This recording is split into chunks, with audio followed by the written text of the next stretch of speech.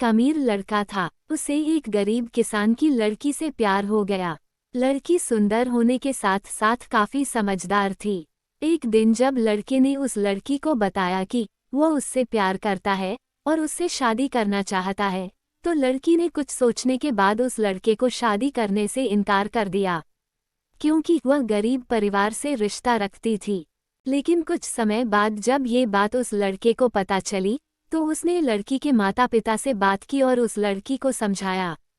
काफी समझाने के बाद वह लड़की मान गई और समय बीत रहा था और लड़की की खूबसूरती धीरे धीरे ढल रही थी। एक दिन वह लड़का एक काम से दूसरे शहर गया।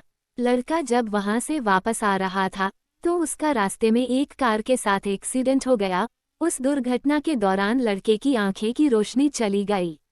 इस दुर्घटना के कुछ समय के बाद उनका जीवन फिर से सामान्य और सुखी बीतने लगा। वह लड़की चर्मरोग की वजह से दिन प्रतिदिन कमजोर और बदसूरत होती गई, लेकिन पति अंधा होने के कारण उनका दाम्पत्य जीवन ठीक चलता रहा और दिखाई न देने के कारण वह लड़का उससे पहले की तरह प्यार करता रहा। कुछ सालों बाद बीमारी के कारण उस लड़की की मृत्यु हो गई। पत्नी की मृत्यु होने के बाद वह लड़का अंदर से दुखी हो गया और वह शहर छोड़कर जाने वाला था। तभी उसके पड़ोसी ने उसे सांत्वना देते हुए कहा, अब आप तो अपनी पत्नी के बिना अकेले पड़ जाएंगे। वह आपका काफी ख्याल रखती थी।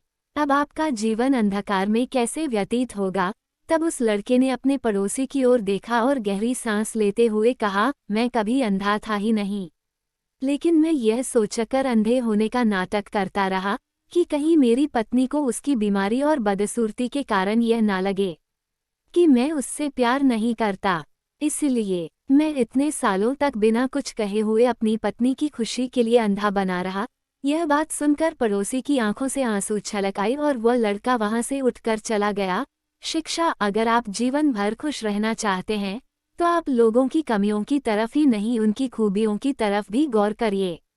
आपका जीवन आसान हो जाएगा।